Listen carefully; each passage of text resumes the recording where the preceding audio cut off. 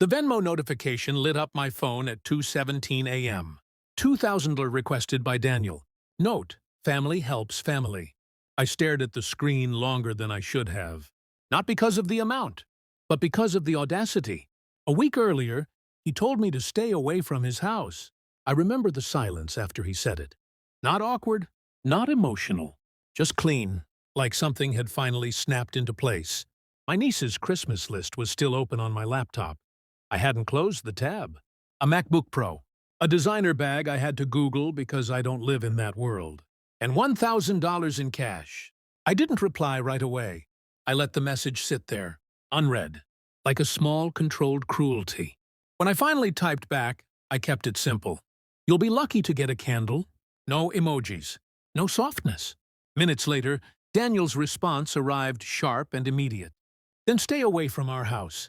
No explanation. No discussion. Just exile. That was when something inside me went quiet. Not angry, not hurt, just alert. Daniel has never been good at emotional subtleties. He telegraphs too much when he thinks he's being firm, overcompensates when he's hiding something. I closed my laptop slowly that night, stood at the kitchen window, watched my own reflection instead of the street outside. There had been signs long before the Christmas list. Tiny shifts in tone. Conversations that ended too quickly when I walked into the room. Family group chats that went silent after I spoke. I used to tell myself it was adulthood, distance, normal drift. But silence has texture when it's intentional. It feels curated. The request still pulsed on my phone. Daniel's name. That polite gray button. Pay or decline. I didn't touch either. Instead, I opened our old message thread. Scrolled past years of birthdays, holidays, shared grief. Jokes that felt real at the time. Promises that looked ridiculous in hindsight. The betrayal wasn't in a single message. It was in the pattern. The way he only reached out when something was needed. The way gratitude became entitlement without anyone acknowledging the transition. The way my presence shifted from family to utility. I already knew this wasn't about money.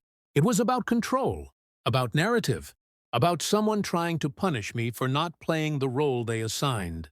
And beneath all of it, something else, something older, something buried. The kind of truth people hide not because it's cruel, but because it unravels everything they've built. I locked my phone, set it face down on the table, and for the first time in weeks, I smiled.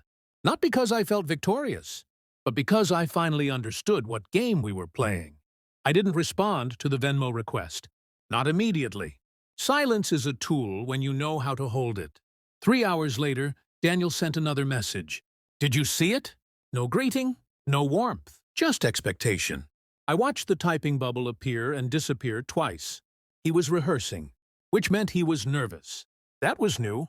My brother doesn't get nervous unless there's something he can't control. I didn't answer him. Instead, I opened the shared family cloud album.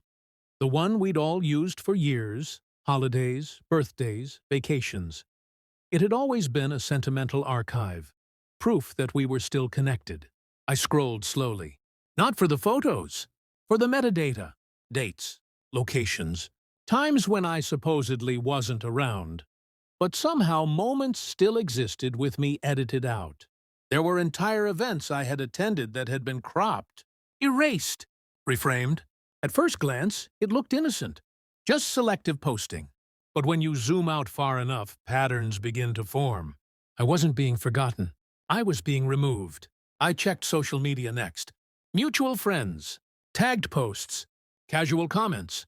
There it was. My sister-in-law replying to someone I didn't recognize. You're more family than some people by blood. The comment had a heart reaction from Daniel. That was when the air changed. I clicked the stranger's profile.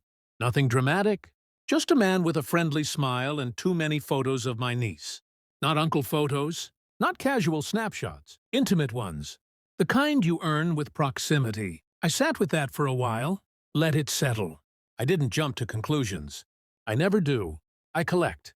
Over the next few days, I became invisible on purpose.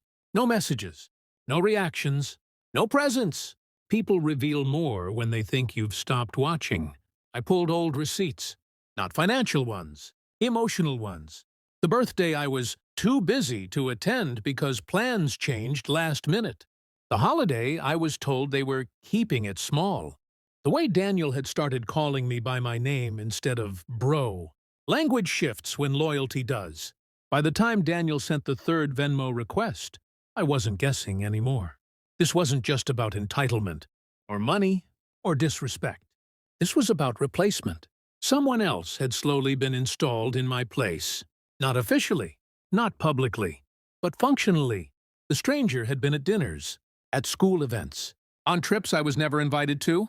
He had become a presence in my niece's life while I was being framed as distant, difficult, ungenerous, a problem. And suddenly, the Christmas list made sense. It wasn't greed, it was programming, expectation taught, behavior modeled, narrative curated. I wasn't the generous uncle anymore. I was the obstacle, the one who needed to be pushed out. Daniel's final message came that night. If you're not going to help, just say that. I stared at the screen, calm, almost amused. He had no idea I already had enough.